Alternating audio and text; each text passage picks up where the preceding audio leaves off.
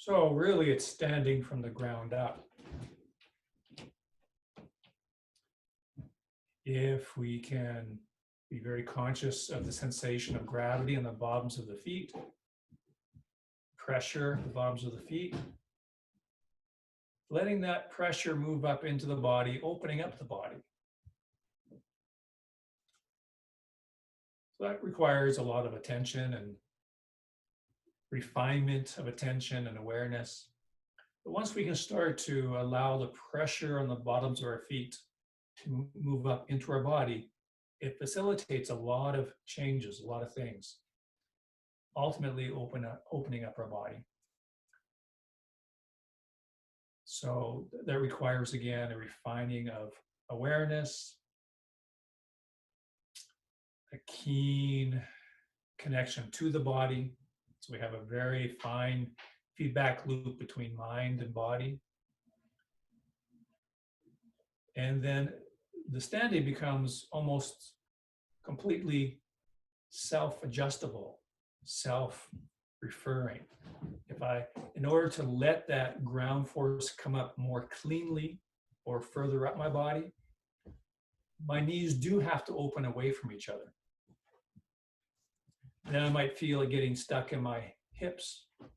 And so not only do I want to release the physical macro tension, muscular tension in the hips, but eventually also I'll be able to learn to adjust the angles of my hips and anywhere in my body, adjusting the angles to allow that pressure, that ground force to continue to travel further upward. And then so on. The other aspect is it's a process of opening or releasing an opening. But it's really worthwhile to approach a standing meditation, standing Qigong that we do, and really spend a lot of time working with the pressure on the bottoms of the feet, which is really the ground force, and developing and becoming aware of the ground path. And that really can be a facilitation to opening the body, emptying the body, and eventually the word emptying the body becomes a real thing, a very dynamic thing.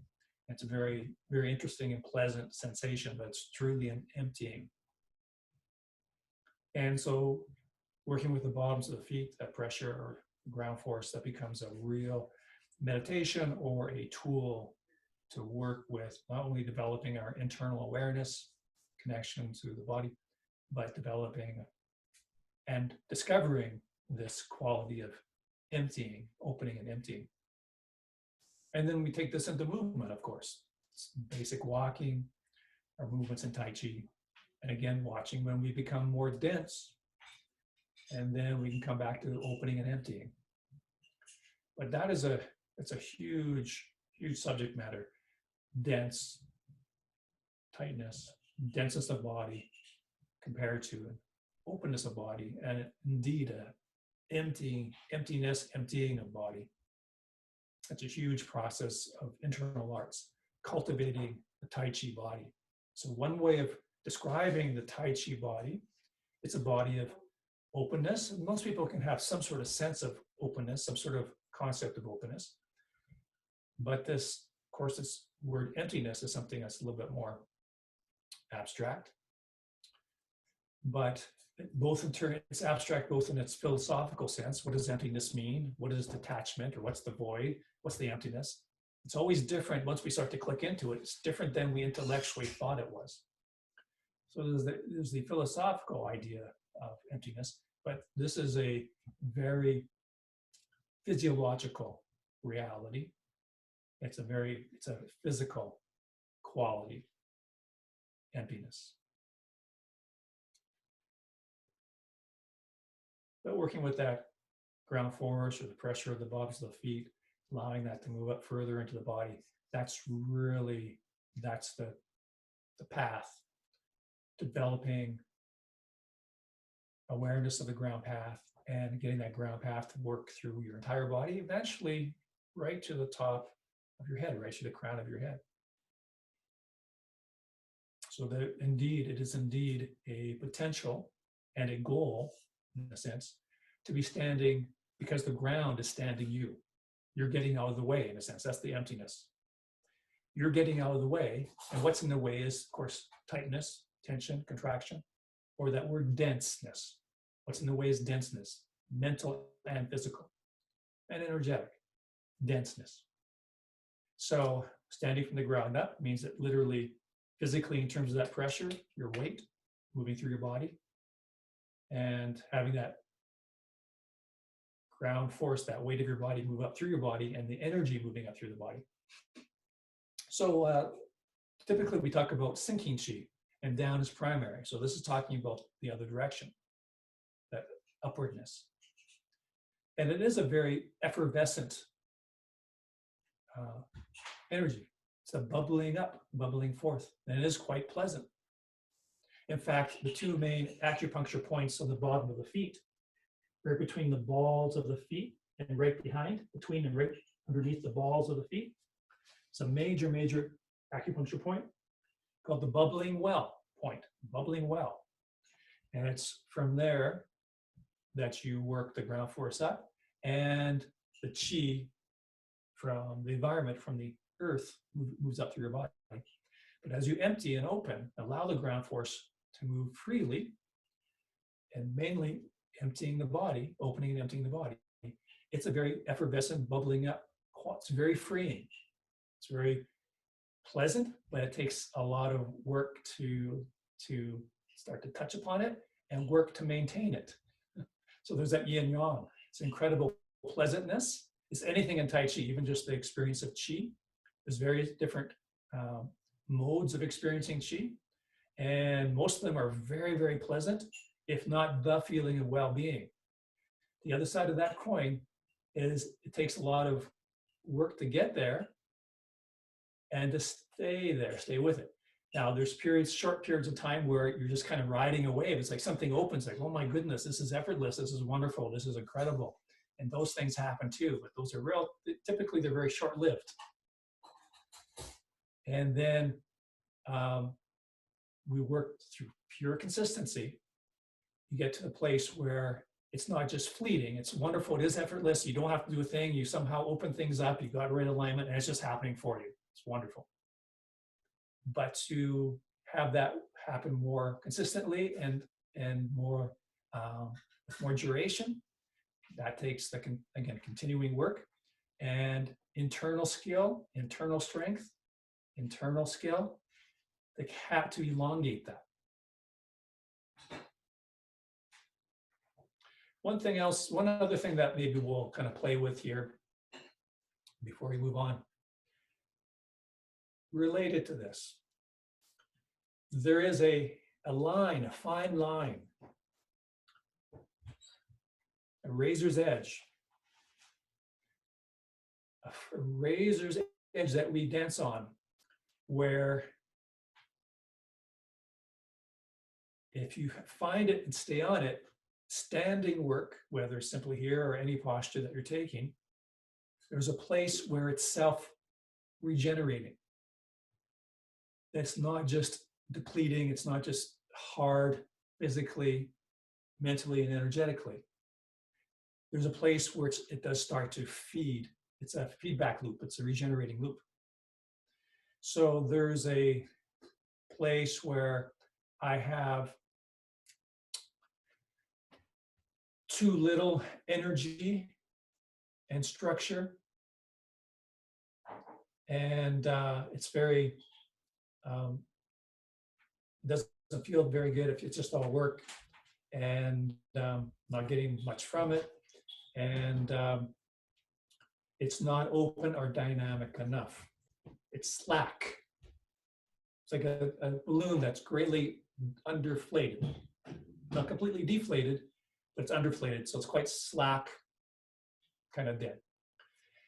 Go a little bit the other way, where I might have nice structure, nice openness, I'm energetically flowing, I'm strongly flowing, but that takes energy as well. That takes a lot of willpower and energy. Eventually, there is a fine line, too yang, too much, too little, too yin. There's a fine line where it's self-regenerating, self-fueling.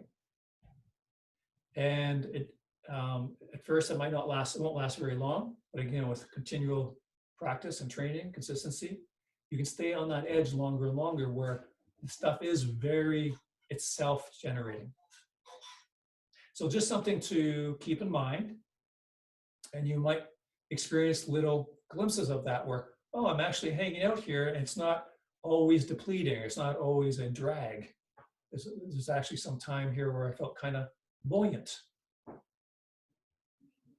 And then if you continue with that, you might tend to over strive, and it's depleting you in another way. It's exerting too much. But over time, you'll be able to dance on that line between over trying and not enough stuff happening. And it becomes buoyant and self-renewing. Okay. So light horse dance. So knees slightly out with the toes. Again, make sure the knees are right over the feet. Hang out. Take a moment just to make sure shoulders are sitting. Let the weight of the arms take them straight down. And then we'll go into serving tea. But don't fixate, don't focus on the arms moving. In fact, thinking and working with the arms is the last thing to happen. Not just in serving tea, but any movement. Arms will be the last thing you worry about. So am I hanging out? It's my hip cage hanging vertically. Release the belly. Use the ground force or my press or release into the ground to turn the hips and send the weight. The very last thing I'm concerned about are the arms. Release that abdomen.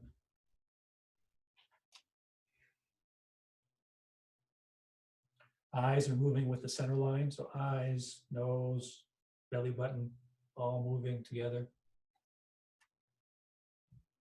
Again, feel free to jump in anytime if you have any questions or comments. Becoming equally aware of both sides of the body, both arms, both hands.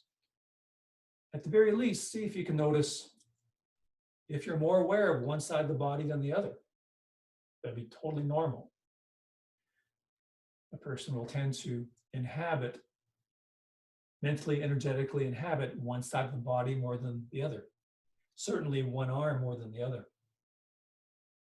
See if you can equally inhabit both sides of the body. Be equally present in both arms and hands.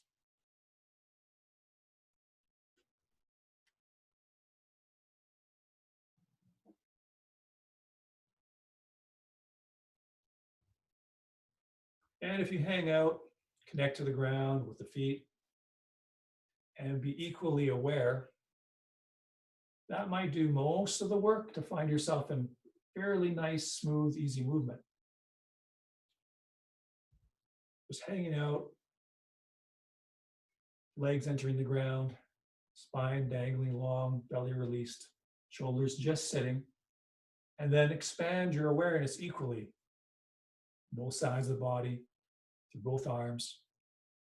That might take you right into that nice, smooth movement.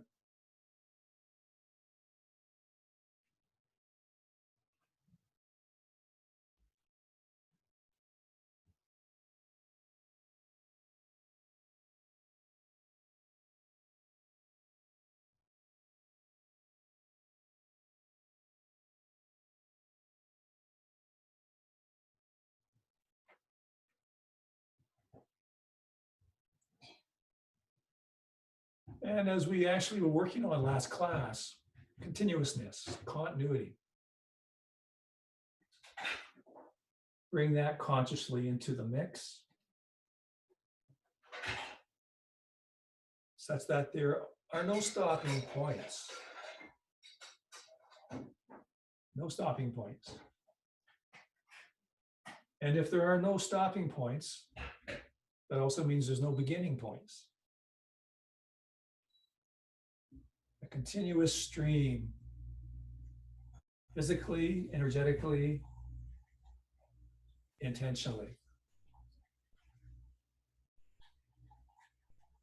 So just to review a little bit of what we did last time, continuousness.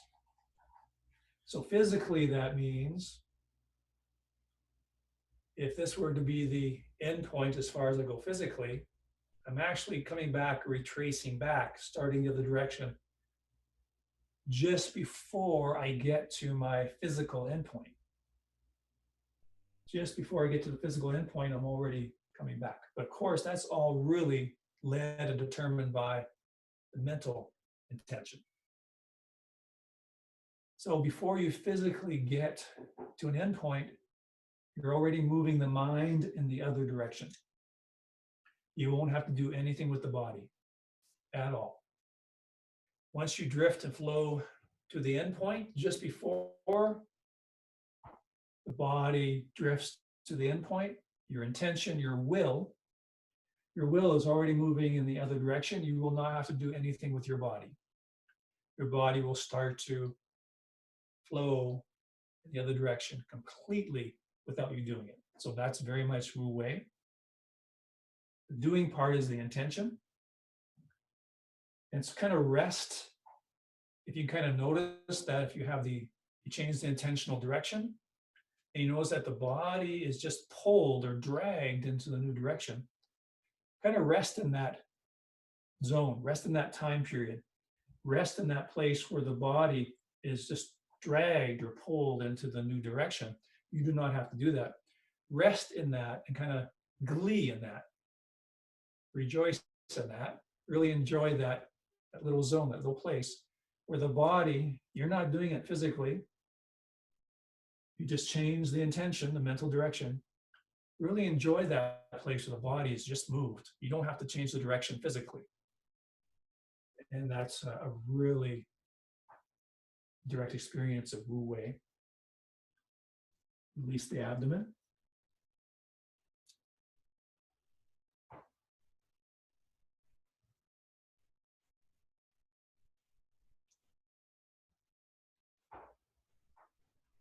Notice whatever you can release a little bit more, whatever you can relax a little bit more, hang out.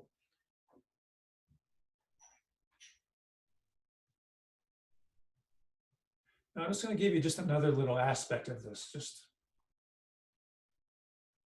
just for curiosity and just for your mental notebook. You don't have to think about it too much for now, but this is another aspect of how the mind and body works together and how different parts of the body can be used. That's certainly not the arms and upper body. Another way I can bring my arms back into the other direction or change directions is simply drop my tailbone. If I make that bigger, maybe you can see it. Actually, I'm going to do it stochastic. So I'm out here, let's say I'm at my physical endpoint, I've stopped here. Now I'm going to exaggerate. I'm simply going to drop my tailbone. A little mini squat, a little squat. I'm going to sink my tailbone. That pulls my arms away from the endpoint. If I am over here, fully outstretched endpoint, and it's better, I could just simply do a little physical squat, and that would do it. It's a little bit more refined if I just release the tailbone, just release and hang the lower vertebrae. It's just a little bit more, it's not quite as blocky and obtuse. It's a little more refined. If I just drop the tailbone, that will drag the arms into the new direction. And then if I do that without letting my arms come to that still endpoint, but before it gets to the endpoint and drop the tailbone, it's another way of facilitating the arms being pulled in the new direction without the arms doing it. So that's very, very, very physical, which is good, which is okay.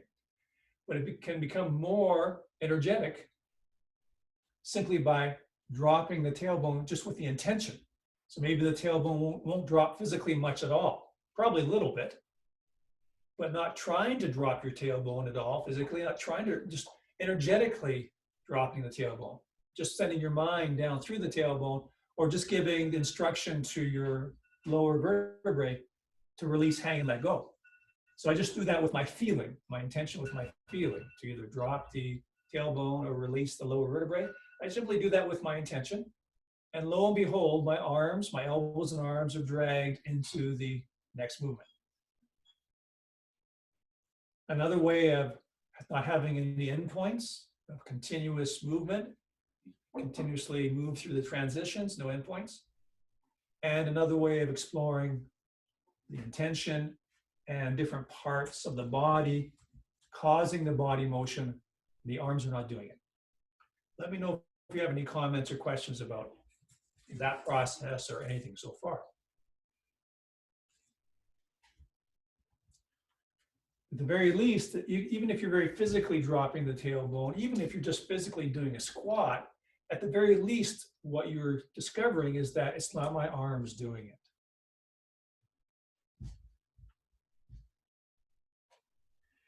One more thing maybe I'll throw in here, very much related to the tailbone, what we just did with that. If I really focus on releasing my abdomen, sink and release the abdomen, have the same effect. It'll pull those elbows and arms in. If I consciously just release this, drop this, same thing, it'll pull those elbows and arms in. And again, if you do that just very physically, you'll get a very important experience that the arms do not change the direction. The arms are not doing the movement. And again, the arms certainly do not change the direction. That's somewhere, it's anywhere else in the body. Then you start to release the shoulders and the arms and start to understand what softness and releasedness is. Released, at least in the arms and shoulders, what released means. So we have a physical and or mental or intentional way of ensuring continuity and not using the arms.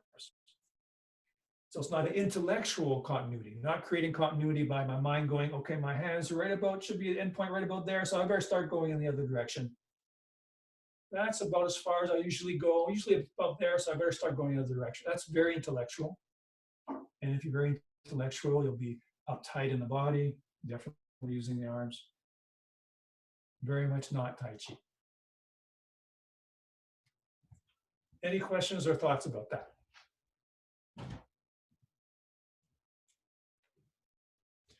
Yeah, Brad, one of the things I'm noticing by changing this focus to have the tailbone is that at the end of the serving tea, I'm noticing twerking on both knees, like this way.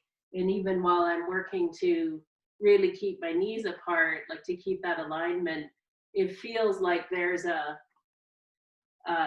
pull on them. You know, maybe I'm just going too far out, but by following that extension, that's really twerking on my knees in a way that I've never really felt with this exercise, like with serving tea. Okay, just to clarify, Cheryl.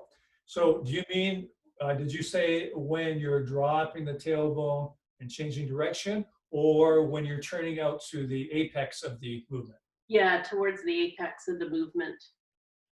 So when you get close to that furthest out point, you're feeling a torque in either or both knees?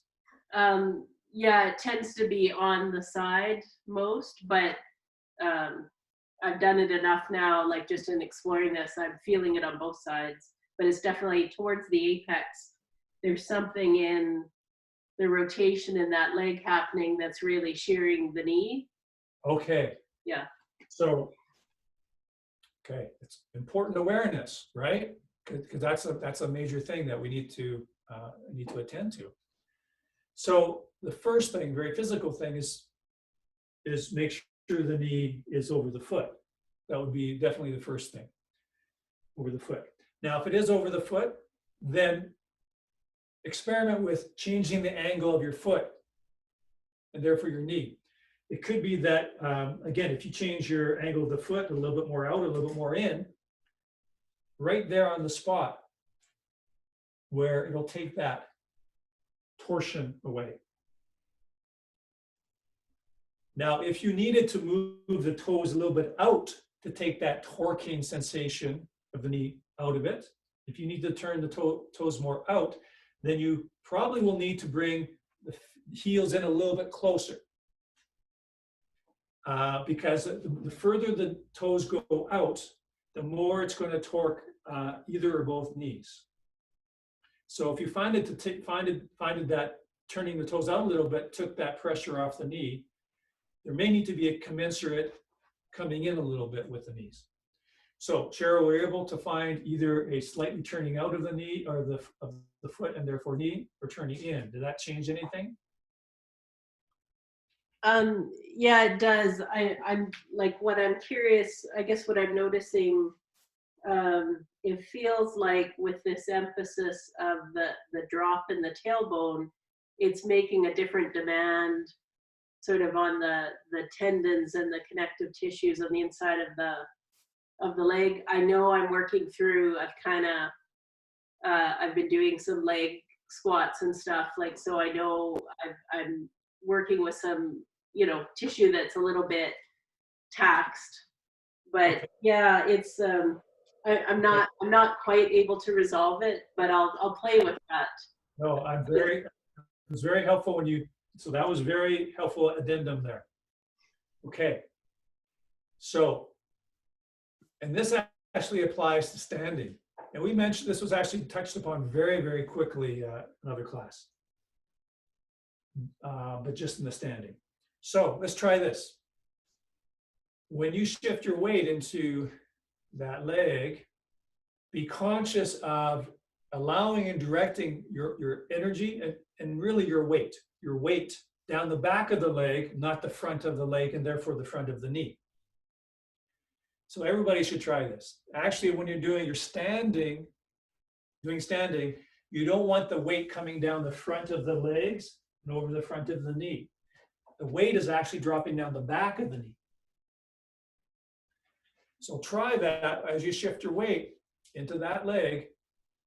Have the intention that the weight drops down the back edge of the thigh, the hamstrings, the back of the knee, the back of the Achilles tendon, not the front of the leg and the knee.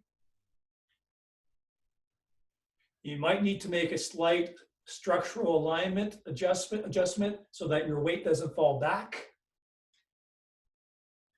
A slight adjustment so your weight doesn't fall back past your heels, but you're allowing the weight and the energy, simply the weight, to go down the back line, the line of the leg on the back, not the front. Everybody give that some experimentation.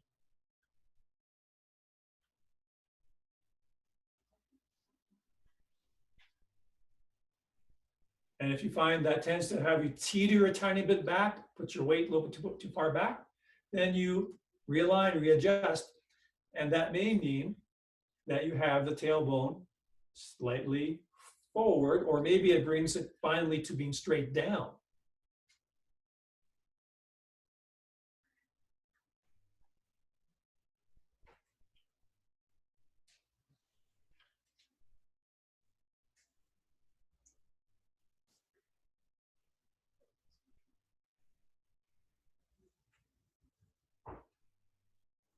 So you want that knee pointed straight over the toes, but the actual weight falling more towards the outside back of the leg, or two-thirds of the way through from the front towards the back, but not down the front line of the leg.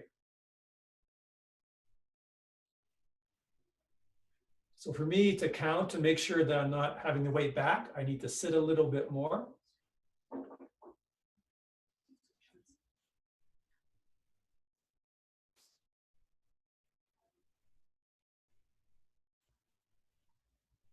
How is that going? Yeah, that's taking it out of the knees. And is that true, Brad, for all the movements in Tai Chi, or when we're doing, is that the weight should be going down the back? And because that's not something I think I've been aware of. Yeah, yeah, we don't want it coming down the front. Because and when we drop our hips, then are we consciously dropping them from the back as well, or like our pelvis down? Here, yeah, so this isn't everything we do, even the standing. Here I'm slightly leaning forward. It might not look like I am, or if you can't see it, it's not that much. But just this little bit of leaning forward, I can feel the stress right on the top and front of my kneecap. Just that little bit. And also martially, it's not so good because I'm kind of stuck, kind of frozen in place. It would take some effort and time to get out of this. It's not very mobile, kind of stuck. If I'm conscious of running the energy more down the back of the leg or 2/3 of the way through, so not the front half, but the back half, just doing that, it straightens me up, makes me more centered and balanced. If I bring the weight or my intention down the front half of my leg or right to the very front edge, immediately creates this forward weightedness. If I run it down during the back, through the back half of the leg, right towards the back line, it aligns me vertically, evens me out, and I'm much more light and mobile.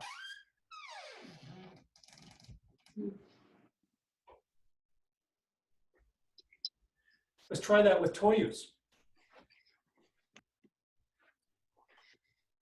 So notice when you go forward, again, notice any leaning that might tend to happen. And notice the very, very subtle stresses it creates. Like I notice a little stress again on top and front of my kneecap. I also notice on the side of my hip bone. If there's any little bit forward. So of course we've mentioned lots of physical things to avoid leaning forward, bringing the hips forward, hips under the head, or dropping the tailbone, or pointing the tailbone forward slightly. Lots of things we talked. Recently we talked about dropping the weight down the front hip, so I'm not leaning forward. So now to get a little bit more details, down the front hip, down the back of the leg, the back half of the leg. It's good to experiment in contrast though, on purpose, lean a little bit, notice where that sends the stress. Again, I feel it on the side of my hip actually, as much as the front of the knee. But when I run the energy more towards the back of the leg, it straightens me up automatically and takes the stress off the hip, a great deal off the hip, and largely off the knee. It also prevents, when I go forward, being forward. I can go forward and not be forward, because the energy isn't overcommitted. It's being drained down the back of the leg.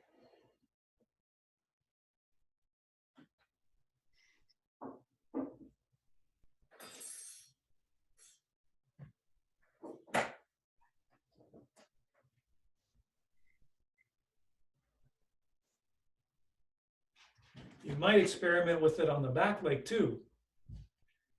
If I'm on the back leg, if my weight is too much towards the ball of the foot, I feel it very much in the front of the knee, top of the knee, and a lot of tightness in the quad.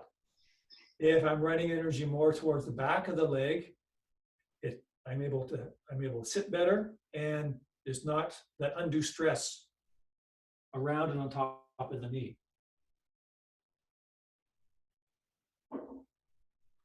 Coming back here, it's like sitting on a bar stool. Sitting on a bar stool, a high stool, and from the hip, down the back leg, through the heel. Now,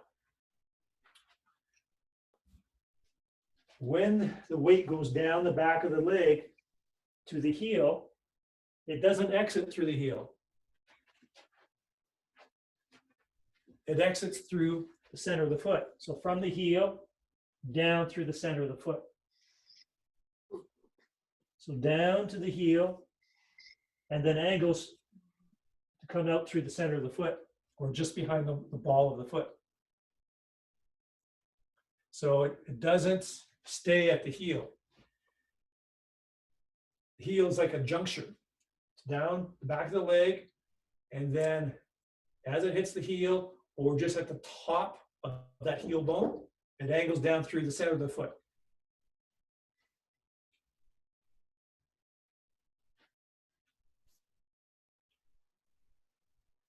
That adds a groundedness and a stability.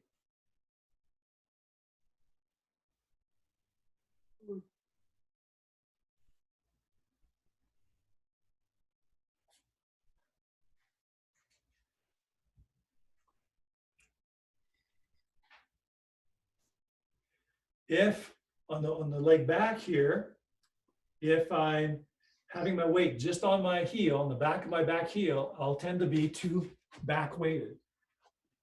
So it goes from the top of the heel down into the sole of the foot. And if I sit onto that bar stool, it angles everything so that the weight can exit from the heel into the center of the foot. It angles everything so it goes down to the heel into the center of the foot, as opposed to sitting back like this, where everything's draining from my back hip down through my heel. I'm a little bit back weighted, well, a fair bit actually. But if I sit back onto that stool, it angles down through from my heel into the sole of the foot.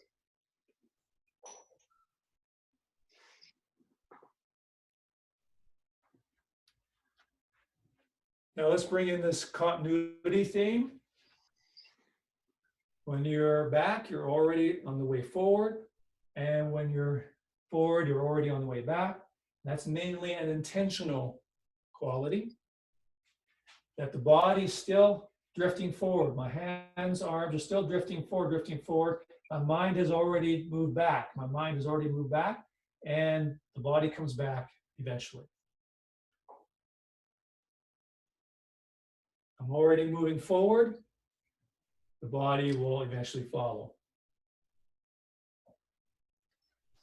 So the body follows when it follows, and that ensures that there's no segments or endpoints. The body continues to drift, drift, drift, drift, drift. I sent the intention back. Eventually the body is dragged back. So even as I move back, my arms are still going forward a little bit. Continuous, no endpoints or breaks at all.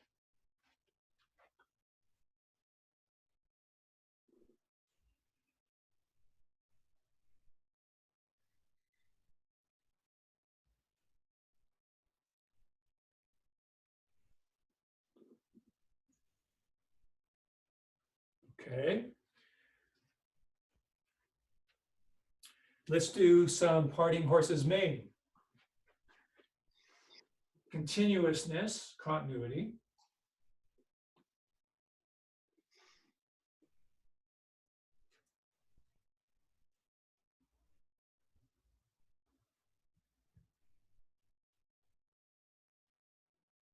Notice any places where you tend to stop, even the tiniest amount, the tiniest pause.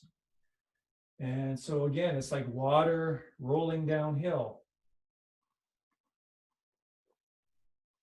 Or if you imagine you're actually doing this on a slight downgrade, a slight slope down, you would have to try quite hard to stop moving.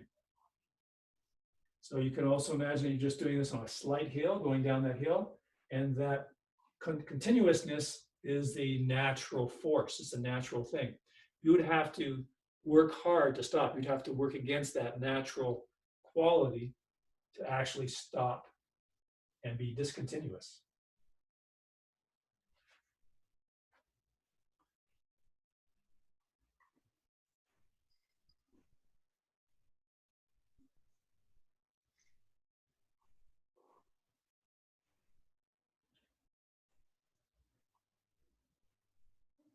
Now, when you're standing to hold the ball, that might be a place where your arms stop. Just like in brush knee, people will tend to stop here and then start again. In parting horse's mane, the probable place of stagnancy is probably stand and hold the ball, where your leg actually might be continuous in its progression into the next step, but maybe your arms stop, because certainly when you learn the set, you're told to stand up, hold the ball, and that is stationary, but it's not really. So that might be a carryover from when you learn the set, that when you hold the ball, maybe the arms are kind of stationary or maybe simply stiff. Maybe there's some movement unconsciously, they're still moving, but it's stiff. Then you take the step and then you go into the nice flowing smooth movement. So the continuous movement there is as you stand into that leg, sit onto the bar stool to facilitate the next step. That sitting is sliding the hands in opposite directions. It's like you're holding a soap bubble, a huge soap bubble, and you're sliding along that bubble. Where in brush knee, the arms are driven away, or the continuousness, the flow happens from the sitting creates a step, and the sitting drives the elbows away. So that's how we access that continuity. As we sit and step, the elbows continue to drift away from each other. So by the same token, holding the ball, the arms continue to slide in the respective directions as you sit and step. As you stand to hold the ball, there's a rotation, right? There's a rotation in both arms. Both arms, both palms rotate as you stand to hold the ball. Now, maybe the rotation physically has pretty much stopped. Physically, it seems like it stopped anyway, but they continue moving, sliding away from each other in this fashion. Opening up the back as you sit and step. And then the arms are dragged, forced into the new direction by your hip turn and weight shift.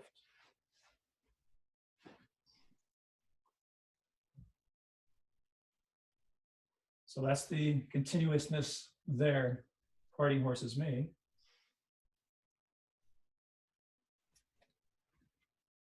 So the way to really explore this, what I'd like you to do is slow down or elongate the time of your step. So elongate, if it took like 3 seconds to do a sit and a step, make it like 7 seconds. So you sit and you step and make it extra long. And during that whole time, the whole process, the arms have to continue to slide. So artificially lengthen the time of your step, and therefore your arms have to really experience that continuous sliding, flowing.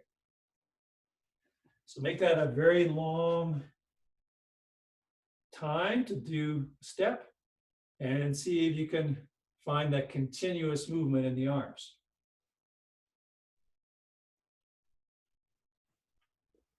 There's that rotation as you begin to peel off the back foot, begin to stand into that front leg. That's the rotation of the hands and arms. And as you bring the knee through and sit, that's the sliding of the arms.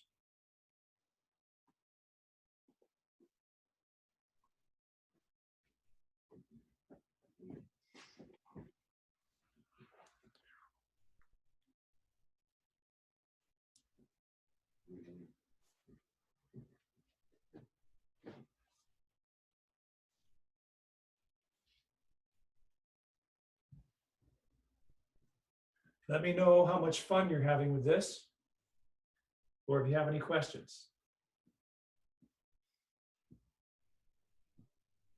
So making that step extra slow or extra long. So see if you can find the arms continuing to slide through that whole process. And they only change direction because they have to, because of the next hip turn. Now, right now, we might be doing a large movement with that arm slide, quite a physical movement with that arm slide, because we're trying to do it. But in reality, and when Tai Chi becomes more and more energetic, more and more mind, more and more Chi, the physical movement might be almost nil. Someone watching might think that the arms aren't moving at this point. It's the energetic movement, it's the intentional flow, it's the Chi moving. That's important. And the physical movement, however much it is moving, it's how much it's moving. And it might be very, very, very, very, very, very little. It might be a micrometer. It's the same with brush knee. So we were working on, physically having those elbows or arms move apart as you sit. But in actuality, once this becomes more of a flowing Tai Chi movement, and you're working with the feeling of Chi and mind, that's all you're doing. That flow is happening. The energetic flow is happening, and the arms do what they do. So there may not be, someone might not see any movement, but it can be very, very small. And indeed, it's also possible that there is no physical movement, that there's movement. Certainly, I mean, standing posture would be the extreme example of that. There's no movement, but there's movement inside. It could be the same thing here. I could actually physically choose to stop, physically stop and brush knee. I could choose to have the body stop, either part of the body, arms, or the entire body, and still have the equivalent sense and experience of movement. That's actually another training. That's another experience. It's another way of training that I can actually be okay with, and in fact, have my body stop in a certain way to accentuate the continuous movement of Qi. Any questions? Maybe try just just 2 or 3 more steps, just another minute, and not worrying about, am I physically, mechanically sliding my arms at a step? Just have the feeling, the intention of that. Just have the intention of your energy continues to move, just like water continues to move. And don't worry about how much your arms move or don't move. So the next few steps, you just focus on continuing the movement of the energy and not worried about physically if the arms are moving or not. And you'll probably notice that's a different quality of feeling. And it's probably the quality that we want, quality of Qi, the quality of Tai Chi. So you're not going to worry about in fact, the arms physically stopping or moving. It's not going to matter now. Now you know the idea or the feeling of the flow, the idea, the feeling of continuousness, continuity. There is no endpoints. It's like flowing or rolling water. That feeling, that quality. And then don't worry about the physicality of it. The physicality of it will be taken care of by the mental and energetic flow.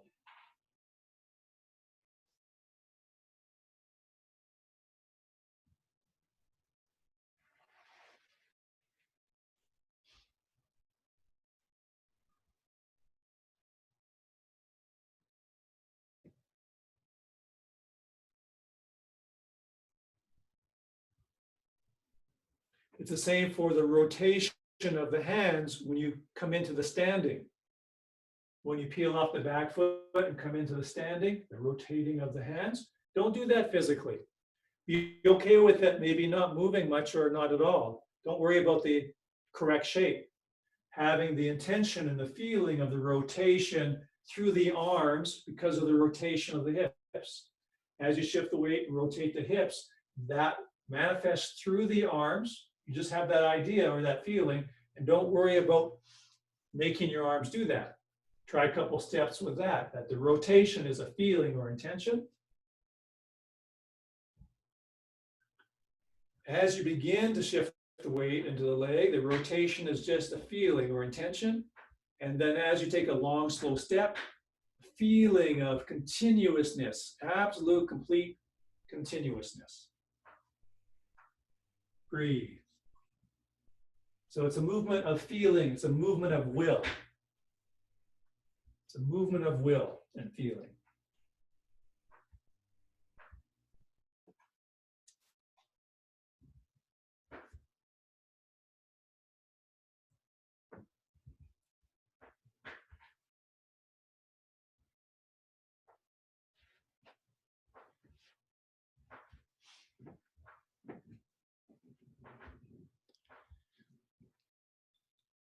Any comments or questions?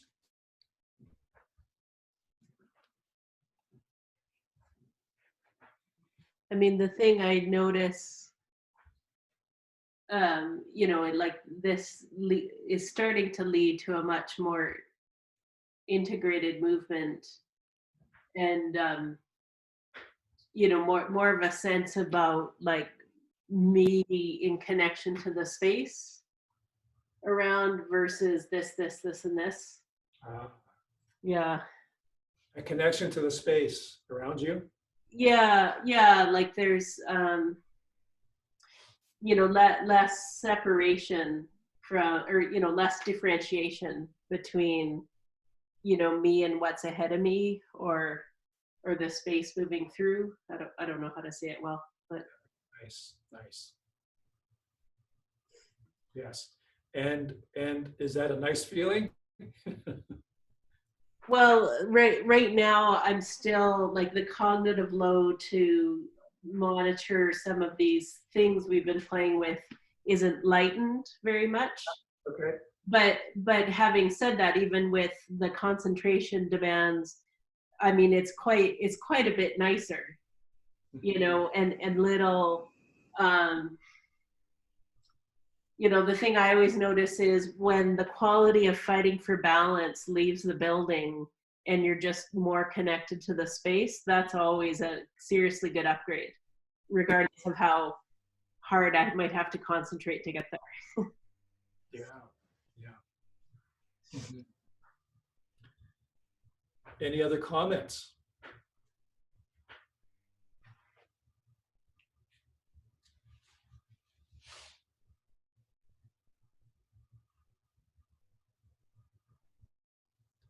Okay, so let's wind down. So again, standing, so bottoms of the feet, be present with the sensations and the experience at the bottoms of the feet. And just have the idea and the intent to have that move up through your body. See what happens. See what you can do to facilitate that moving up through your body. And see what happens.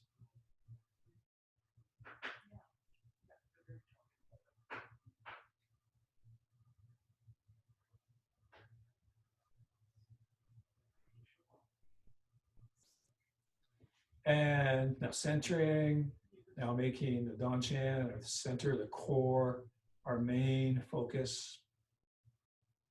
As we continue to let the legs be empty and open to allow weight to fall through freely, allowing the upper body to be emptied by that process, and remembering our center, abiding in our center. Each out breath is a releasing breath. Free fall, free flow through the legs and feet, opening, emptying of the upper body, settling in the center, the bowl of the hips. Releasing and letting go, opening, emptying, settling, centering.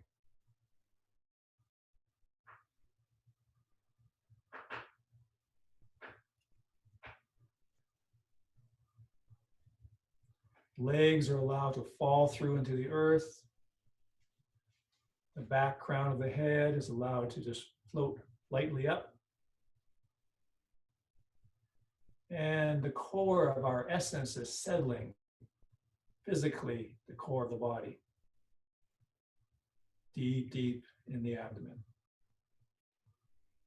below the navel.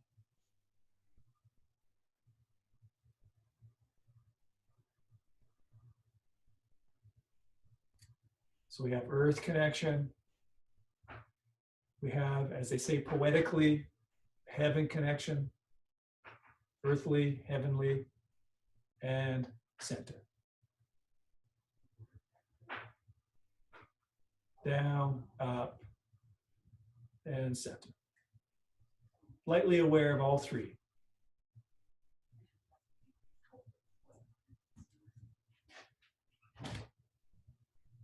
And gently rock out.